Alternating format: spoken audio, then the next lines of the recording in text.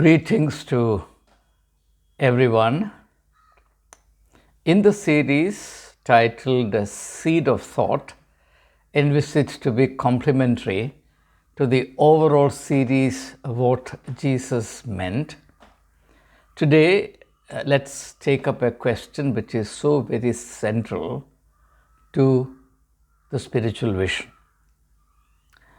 This is a concern that spirituality shares with philosophy as well as other branches of human knowledge like sociology, anthropology, historical studies, cultural anthropology, so on and so forth.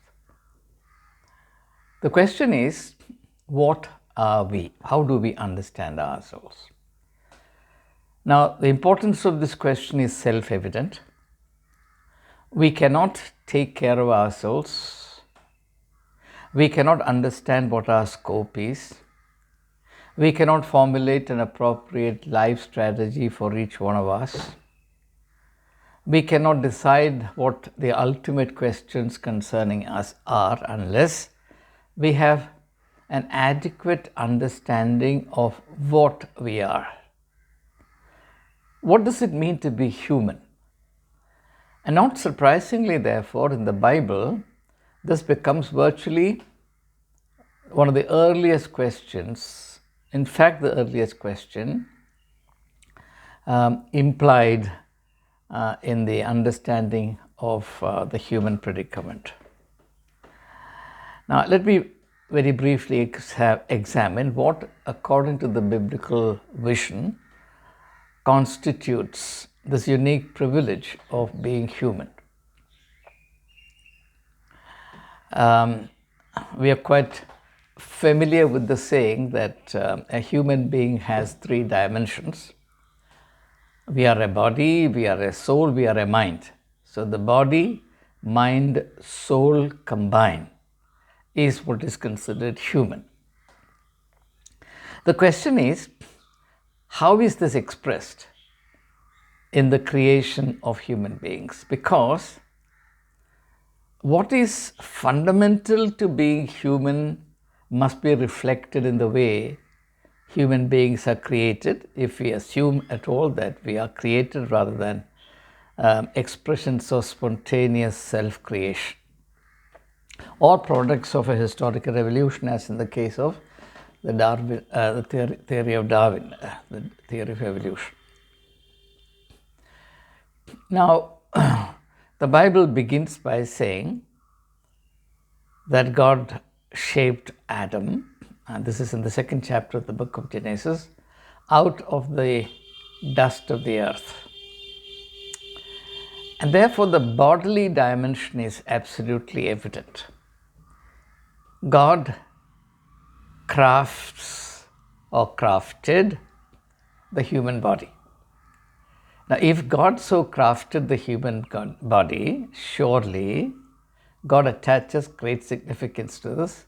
It's important to emphasize this because somehow the Judeo-Christian tradition, particularly the Christian tradition, developed a supposedly spiritual idea which treats the body as a sort of liability. It has got a whole lot of theological, historical background to it, and this is not the time for me to enter into a detailed discussion of that. For the time being, let's fix our mind on this, that God deliberately, consciously, carefully created the human body. And that human body, in a way, reflects the image of God. So, in the first chapter, we read that God created human beings in the image and likeness of God. Image pertains to the human body, likeness pertains to the human nature, the nature of man. So, the body is important. And we find, for example, in the case of Jesus' public mission and ministry, Jesus being duly aware of the physical needs of human beings. A very familiar instance can be cited in the 6th chapter of John's Gospel, when the whole multitude listens to Jesus and they forget their own physical needs, such being the extent of their absorption in the teachings of Jesus Christ. I wish we had audiences like this in our times. It is Jesus who becomes aware of their physical need, their hunger, and therefore he instructs the disciples to give them something to eat. So the body matters. Now, if the body didn't matter, Jesus would not have undertaken the ministry of healing. So even in the temptation, the first temptation, Jesus' response is that man does not live by bread alone, but by every word that comes from the mouth of God, which also means that bread matters. So bodily or physical needs matter. Give us this day our daily bread. Let's make no doubt about it, the body matters.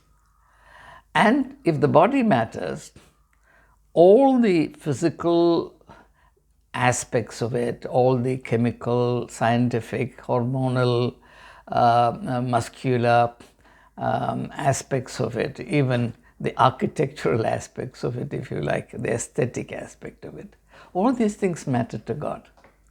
So it becomes a spiritual duty to take care of our body. And that not merely in terms of physical hygiene, which is important, but also in terms of keeping the body a finely tuned instrument through which the soul and the mind can sing their music. Now this is extremely important. The old saying, a sound mind in a sound body, can be extended also to say a sound soul in a sound body. If there is a disharmony among the 3 dimensions of our personality, then there is a serious problem. And we owe a great deal to modern psychology, particularly depth psychology, for making us duly aware of this dimension. And particularly the writings of Carl Jung, who, unlike Freud, took the religious life of human beings very seriously, and his psychological idea is more profound to that extent. So the point that we have covered so far is that the physical dimension of our life matters a great deal, and it is a spiritual duty to take adequate care of it. Now, what about the mental, what about the spiritual dimension, or what about the soul dimension?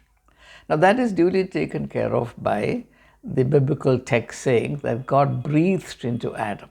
First, God crafted the body of Adam, then Adam was not a living soul, he was only a body, and that's not enough. So God breathes into Adam, and that breath of God denotes the spiritual or the soul dimension. That's very real. I'll have something more to say about it presently. The third dimension, which is a mental dimension, how is that referred to? Now, this is often overlooked, and it's important that we take notice of this. Please notice that God brings all the creatures to Adam to be named by him. Now, naming is a mental activity. It is analogous in terms of the mind to God breathing into Adam in order to make him a living soul. Now, by giving Adam the responsibility to name the various aspects of creation, God is quickening Adam's mind. The mental dimension is very important. Do you think that God asked Adam to name the various parts of creation because he couldn't do it himself? No, he's creating a context, an opportunity, or a means by which to quicken the mental dimension of Adam. So, right at the beginning, these 3 dimensions are clearly marked and duly enunciated. Now, therefore, it's impossible to be a Christian by overlooking or neglecting any of these 3 dimensions. Now, clearly, when Jesus said that he came that all human beings may have life and life in its fullness, the fullness of life surely implies the harmonious development of the 3 dimensions of a human being's personality. We cannot attain fullness of life if we neglect the development of our mind, or if we neglect the needs of the body. Of course, I don't have to say if we neglect the requirements of the soul. So we are to be responsible and equally attentive to what it takes to develop our personality in its threefold dimension of body, mind, and soul. Now, it is in this context that I believe that faith must be understood. You remember when people came to Jesus and he healed them, he said to them, "Your faith has made you whole." Now the word whole, W-H-O-L-E, means complete. And therefore, surely, if you go by this biblical anthropology is the attempt to understand what it means to be human, or anthropology is the study of man.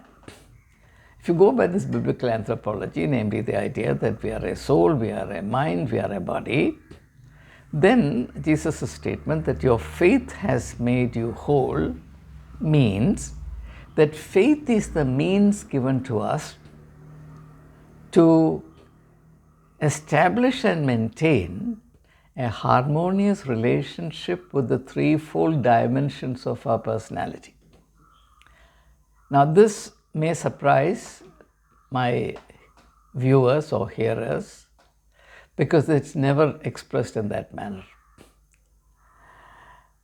How else are we to understand the idea of wholeness that Jesus expressed? Now, usually this is interpreted to mean only our relationship with God. Surely our relationship with God is involved in faith.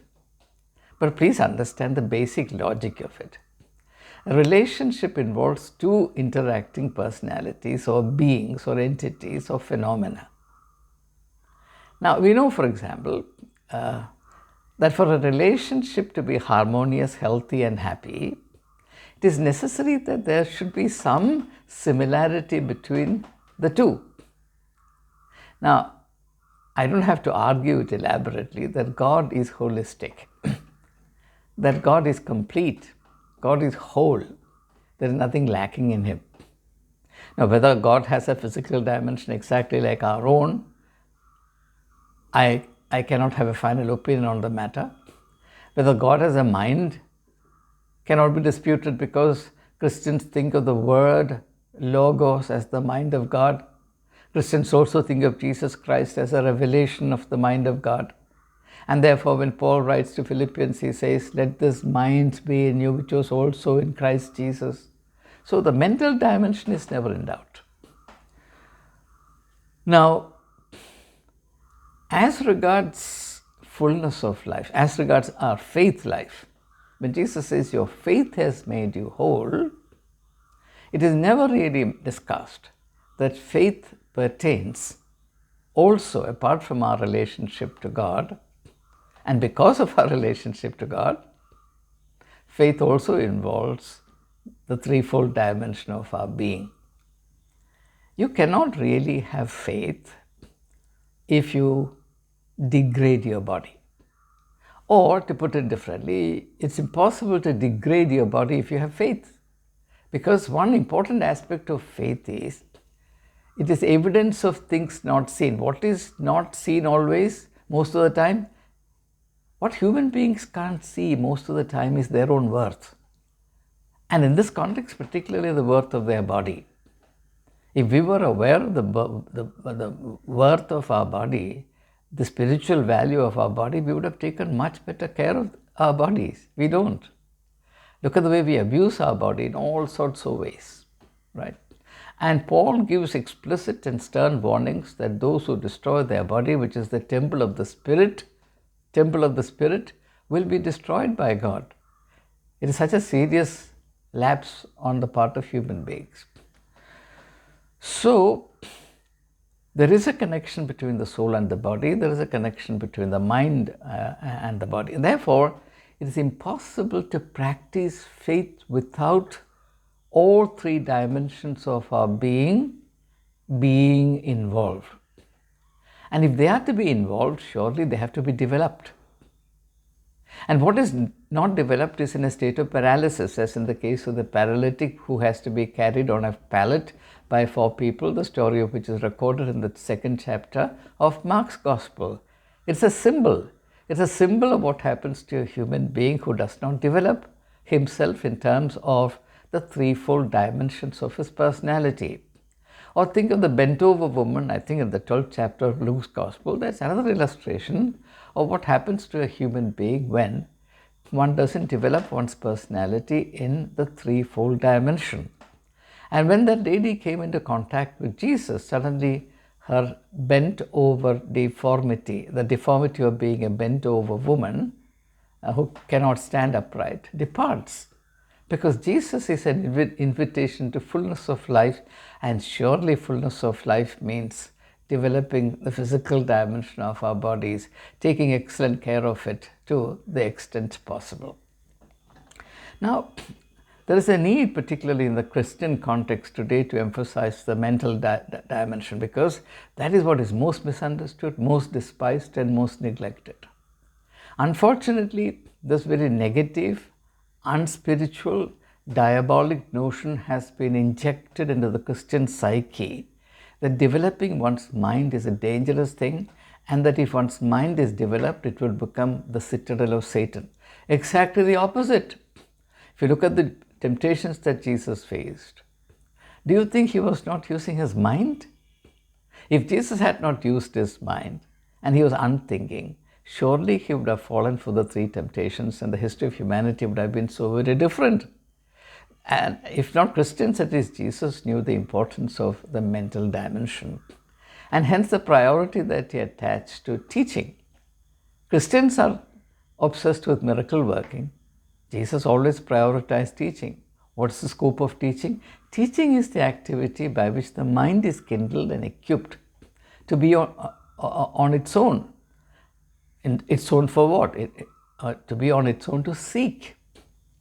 Now, this seeking is always seen as subversive when viewed through the eyes of the establishment, because the establishment always thinks of itself and minds what is expedient and profitable for itself, and therefore is always apt to discredit and criminalize seeking on the part of individuals. In place of seeking, the establishment erects the responsibility to conform. Conformity, the exact opposite of seeking. And therefore, an unfortunate situation has been created, and this is what the priestly class has done to the Christian community, by which it has become meritorious not to develop our mental faculties, as though God was not wise enough in creating us, and particularly in imbuing human beings with the capacity to think, the mental capacity. This is extremely unfortunate. And then, of course, the soul dimension. Now, the soul dimension, let me say something about it, which is usually not said, and I'll close my thinking thinking with you presently. What is the soul dimension? Is it something so very strange that we have to be apologetic about, as it happens in the secular context? Apologetic about talking about the human soul. Do human beings have souls? Is it unfashionable to say, yes, we are also living souls? Why has this impression come about? Now, that is because the soul has not been, I believe, properly understood or explained. Here I can give only one single and simple insight. The soul dimension is that dimension so very real in the case of every human being that connects individual life to something beyond oneself in a very limited, and utilitarian sense. Now, if you spend a moment to reflect on life, you will know that life always implies forces and factors beyond the individual manifestations of life. If you look at nature, for example, see a plant standing there.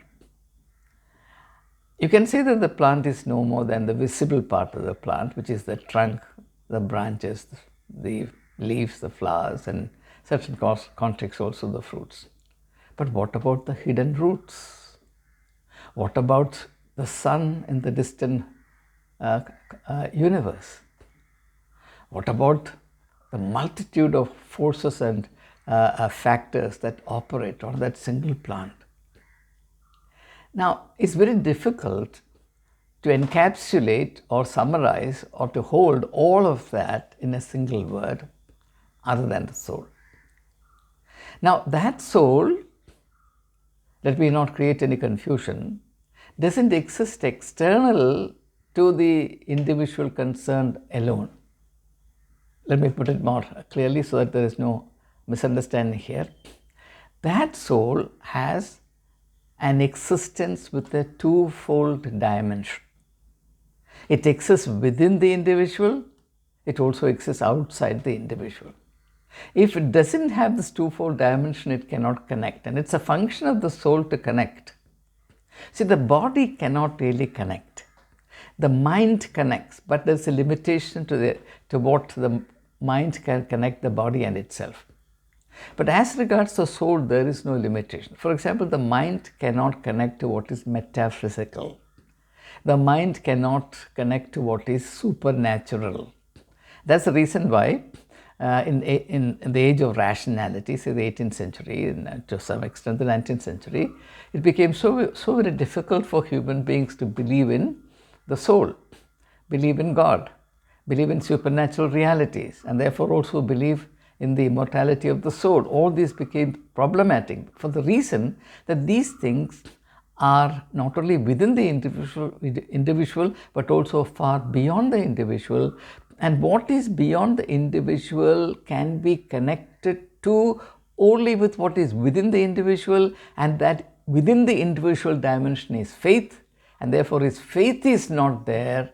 The individual cripples himself in terms of connecting, in terms of meeting his need to be connected to that which is beyond himself.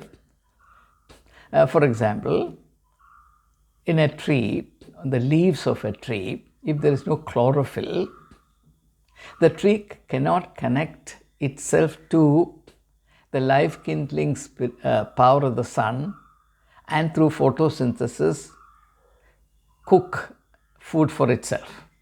The sun is there, the tree is there, the leaf is also there. Unfortunately, the leaf has no chlorophyll. Therefore, it cannot manufacture, it cannot prepare, it cannot cook food for itself. The tree will die. So, it is the green chlorophyll which apparently stays put unmoving inside a leaf that connects the tree to the distant sun. There are other modes of connectivity also. I am just giving one illustration. That the very same tree is connected to the distant sea, because if the rain doesn't come, and the rain comes because the water in the sea evaporates, sea, river, etc., certainly distant water bodies, and then it becomes rain and it falls on the tree and the tree is rejuvenated. Without that, the tree will die. So life always has this principle that what is within is also connected to what is without. Now let's take a human example. How are we able to walk, move, run, jump? Do you think it's because there is some power, only because there is some power within us? Our heart is strong, therefore our muscles are strong, therefore we can run and leap? No. Certainly that's important. But we are able to run also because there is something called the force of gravity, which is beyond us. And we are also able to run for the same reason that the tree is able to manufacture food out of sunlight. If the sun is not there, there will be no life on earth and we will all perish, and there will be no running and jumping and leaping, etc. So life always involves not only our inner dimensions, but also something far beyond us. It is this awareness that is quintessential to the spiritual vision of life. Now let me give you my very simple interpretation of religious life, and on that I'll close. Not religious life, spiritual life. Spiritual life is peculiar to human beings because only human beings have in them these threefold dimensions of body, mind and soul, duly developed. I don't argue that trees and animals don't have body, mind, and spirit, soul. They have it. They may not have it, but I believe they have it. But in them, these dimensions are very, very embryonic, seminal, or inadequately developed. In human beings, they are in a state of unlimited expansion, and therefore it's possible for us to seek perfection, as Jesus advised his disciples to do. Be perfect, even as your Father in heaven is perfect. Now, in this condition of being able to seek perfection, human beings become increasingly aware not only of the resources within, but also resources far beyond them. And that is what in technical language is called the numinous spirit. The numinous spirit. Numinosity, not luminosity, numinosity is this larger awareness that there are realities beyond the individual control, individual possibilities, to which the individual needs to be connected, like the plant having the need to connect to the sun, to the distant sea, etc., to the earth. So, the life or individual life that cuts itself off from all this universe of possibilities does a serious disservice to itself. And Jesus understood it. Let me give you the evidence. Read the 15th chapter of John's Gospel. Jesus says, I am the vine, and those who abide in me will produce fruits. Those who don't abide in me will wither away. Now, that is to say, in our spiritual life, we have a need to abide in something beyond ourselves. That is the essence of that text. So, spirituality is the discipline by which human beings are delivered from the presence of their materialistic empirical existence, in which they misunderstand themselves merely as bodies, and in some cases also as minds, but never as body, mind, and soul, and enlarges this understanding of the human being as a body, mind, soul combined, a wonderful phenomenon, a mysterious phenomenon, which then puts upon us the responsibility to take care of ourselves in that dimension. Now, the spiritual provisions that Jesus introduced into this world, now if you read them carefully, you will realize they're all meant to help us undertake this task successfully so that we attain wholeness of life in this world. Unfortunately, this goal has been deflected from. Instead, a sort of dishonest and meaningless obsession with the world to come has been erected in its place. Now, use your common sense for a moment. How can you enter life in the world to come if you make a mess of the life in the world that's already come? Now, if you think of the analogy of Jesus' second coming, it is very clear that only those who have something to do with the second coming of Jesus Christ, who takes the resources on account of the first coming seriously. So the first coming is a preparation for the second coming, and therefore, if the insights, the resources, and the discipline generated through the first coming is belittled or rejected or made proper use of by so-called believers, then they can have absolutely nothing to do with the second coming. They cannot even sincerely believe that the second coming will ever happen. The same manner, all that we can do today, unfortunately all that God expects of us to do, is to take good care of ourselves. And as I said at the outset, in order to take good care of ourselves, we have to understand what we are made of, and therefore, as the Bible gives us an understanding at the beginning, we are a body, deliberately, beautifully, thoughtfully crafted by God, into which He infused His own breath, quickening the spiritual dimension, the soul dimension. And after that, He brings a task, the task of naming various aspects of His creation into the the zone of human responsibility, which quickens the mind. Now, as an author, I've had occasions to name certain realities. And I tell you, I know therefore what an intellectual activity it is to name something. Now, for example, in my very first book called Heresy as Prophecy, I had to name a particular spiritual state. And I invented the name the space of grace. And it took me more than a whole month to become clear about this. And soon after the publication of that book, when I was attending a conference in Stuttgart, Geneva, one of the speakers in that conference was Bishop Leslie Newbegin, who had read my book. And he made a reference to this concept. And I was so delighted, obviously. And after his lecture, I went and introduced myself to him. He embraced me. And he said, "Oh, what an amazing thought." So what I'm saying is, it is not just a casual or shallow thing to name something. So if God gave to Adam the opportunity, in fact, the task or the responsibility to name what he created, then surely God is kindling the mind of Adam. We shouldn't have much difficulty in understanding it.